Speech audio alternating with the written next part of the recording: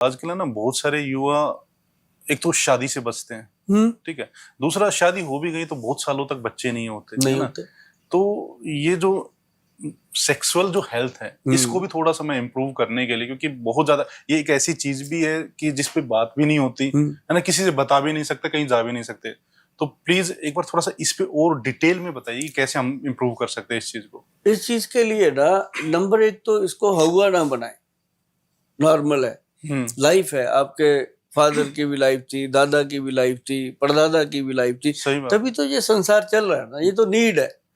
तो उन लोगों ने भी कभी, तब तो दवाइयां भी नहीं होती थी, एक आध वैद होते थे, थोड़ी बहुत कभी जरूरत पड़ी तो लोग ले लेते थे। और एक एक घर में एक एक आदमी और वाइफ जो थे रल के मिलके 16-16 बच्चे पैदा करते थे। सही बात है ना। हमारे मेरे फादर हो ना 9 बहन भाई थे, है ना जी। और सारे एक घर में रहते थे, उनके सबके हम 3-3 बच्चे हो गए। तो 27-28 बच्चों का परिवार ऐसे लगता था घर में जैसे आंधी आई रहती है हर समय, है ना। पता ही नहीं चलता था माँ ने दूध पिला दिया कि ताई ने पिला दिया। तो मतलब ऐसे परिवार होते थे। आज की डेट में तो ढूंढना पड़ता है, एक होता है वो भी कभी बेड के नीचे घुसा होता है, कभी कहीं घुसा होता है। और एक एक के बाद कि भाई एक हो गया काफी। हाँ, पहले तो वही नहीं होता। उसके लिए मिन्नतें करते हैं लोग जाके डॉक्टरों की, मंदिरों में, गुरुद्वारों में। और अगर हो भी जाए गलती से ना, शादी हुई पहले साल में अगर लड़की प्रेग्नेंट हो गई तो दोनों जनों को मुसीबत हो जाती है कि अभी तो शादी हुई है, अभी तो कुछ दिन देखने थे, ये क्या हो गया, आपने प्रिकॉशन नहीं लिया। ये आपस में झगड़ा, उस बच्चे को बेचारे को दुनिया से आने से पहले ही विदा कर देते हैं। और वो एक इतनी बड़ी गलती करते हैं। भाई साहब, आप मेरी बात सुनो, आप मंदिर से जा रहे हो, बाहर आके आप लोगों में प्रसाद बांट रहे हो, समझो मेरी बात को, सुनने की कर करना। आपको कोई प्रसाद दिया, आपने किसी को प्रसाद दिया, उसने लिया, पैर के नीचे मसल दिया, आपका दिल क्या कहेगा कि मार दूं मैं इसको। सही बात, बिल्कुल सही बात है। तो भगवान ने आपको इतनी अच्छी नेमत दी, आपने उसको कुचल दिया, तो भगवान आपके साथ क्या करेंगे? बिल्कुल सही बात करेंगे ना। तो बाद में फिर पछताते हैं, होता ही नहीं। क्योंकि उसको भी पता है यार, तेरे को दिया था, तेरे को कदर ही नहीं है। जिसको एक भी नहीं होता। हाँ, इसके पीछे का क्या रहता है? स्पर्म। अब जैसे लोग शादी से पहले, विवाह से पहले वो कोई नशे कर रहा है, कोई शराब का नशा कर रहा है। अब आजकल तो लड़कियां भी पीछे नहीं रही, बहुत सारी ऐसी हैं। हाँ। बहुत सारी, सभी नहीं, सही बात, लेकिन बहुत सारी जो घर से बाहर रहती हैं बच्चियां, उनको एक दूसरा बरगला के करवा देते हैं। तो मतलब ऐसे ऐसे करके अब लड़कियां बहुत सारी मैं देखता हूँ, जैसे चंडीगढ़ में हम रहते हैं या दिल्ली में हम आते हैं, सिगरेट शरेआम पीते हैं बच्चे। तो मतलब पेरेंट्स का कहीं ना कहीं नजर नहीं है, नजर से परे हैं, तभी ऐसा होता है। लेकिन बच्चों को खुद ही समझना है, उसका प्रभाव सीधा सीधा स्पर्म पे आता है। अब जो मैं आपको च्यवनप्राश की बात कर रहा था, जी, हमने उसको उस समय नहीं बनाया। पैसा बड़ी चीज होती है साहब, सही बात है। जब लगाना पड़ता है ना जेब से, तब पता चलता है। तो जब हमें खैर इसकी जरूरत भी कम ही पड़ी, जरूरत सबको पड़ती है उम्र के हिसाब से। जब हम 40 के करीब आ गए थे तब जरूरत पड़ी, तब हम समझ गए थे कि अब 40 की हो गई है, स्किन ना लटक जाए कहीं, कोई चीज में प्रॉब्लम, हड्डियां कमजोर ना हो जाए, कहीं खड़े होने से पहले ऐसे ऐसे ना करना पड़े, घुटने नहीं खराब होने चाहिए। तो हमने उस च्यवनप्राश को बढ़ाया। ठीक है। अब उसकी कीमत निकल के आई 1,90,000 रुपए 1 किलो की। अच्छा, कीमत निकल के, जो एक्चुअल प्रोफेशनल कीमत थी, जैसे जिसको MRP बोलते हैं जी, जब बना तो ये कीमत निकल के आई। तो मैं और हमारे वैद्य जी अभी भी मेरे साथ है, वो भी देखो बूढ़े नहीं हुए अभी तक। अभी मेरे को चश्मा लग गया, उनको चश्मा भी नहीं लगा, है ना।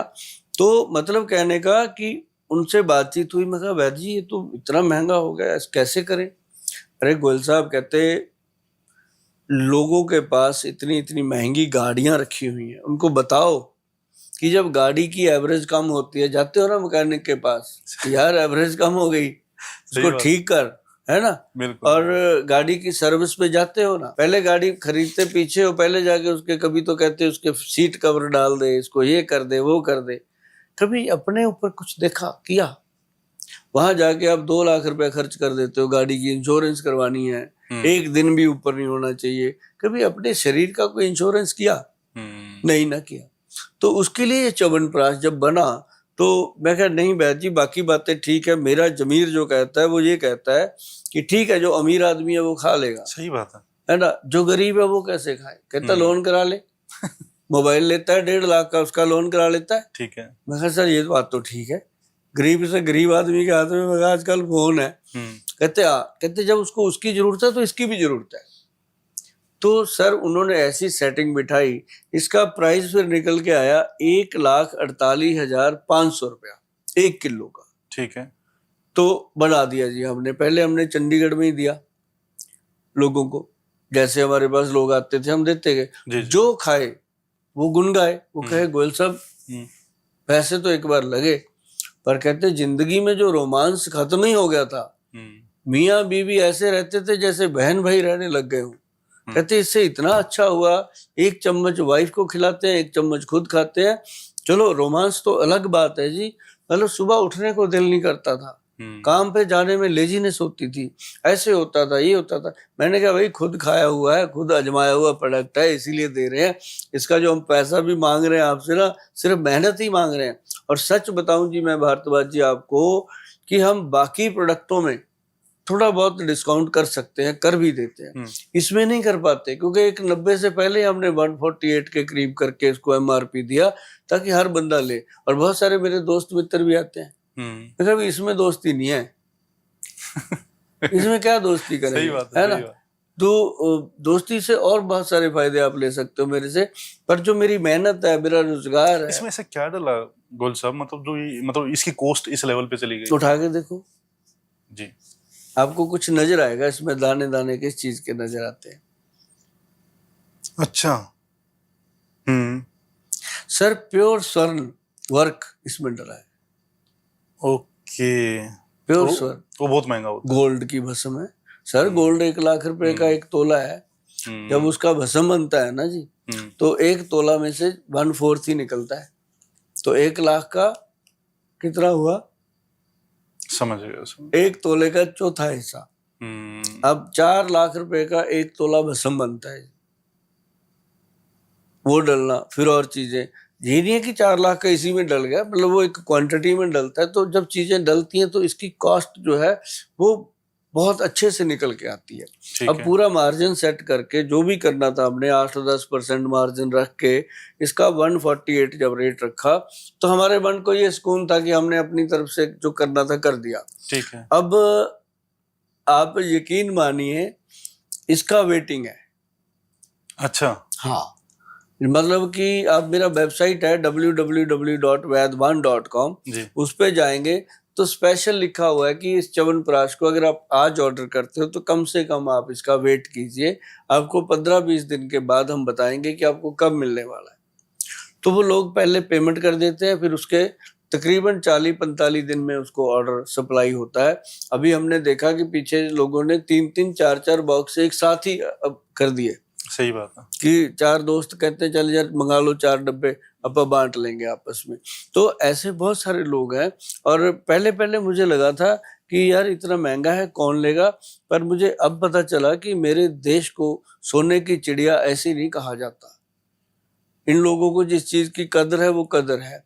अब च्यवनप्राश तो भैया 1000-1200 का भी मिल जाता है, बिल्कुल सही बात है ना। और उसको डब्बा भी बहुत खूबसूरत, हम तो इसको डब्बा भी नहीं लगा पाए। अच्छा, मैंने तो पहले यही कहा था कि जो लोग आएंगे भाई अपना डोलू ले आना घर से, टिफिन उसमें डाल देंगे, डब्बे की कीमत भी लेस कर लो, पर असली चीज खाओ।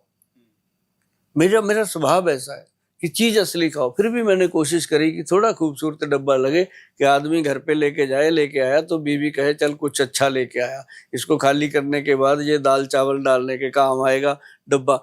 तो मतलब उस तरीके का मैंने डब्बा भी लगाया कि ये बाद में डब्बा भी काम है।